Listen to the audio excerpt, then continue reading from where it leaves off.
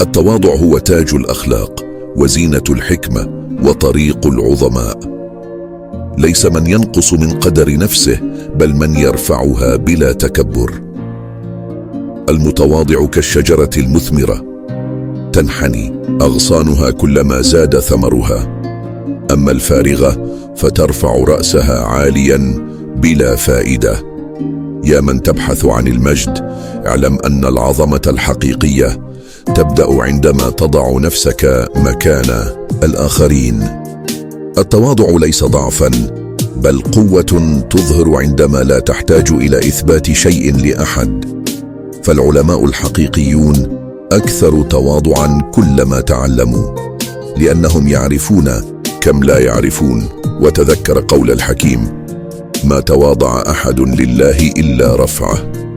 فالمتواضع يكتسب محبة الناس ورضا الرب. كن كالنهر المتدفق يروي الأرض من حوله دون أن يعلن عن نفسه، وكالأرض الطيبة التي تحمل كل شيء وتخرج الخير للجميع.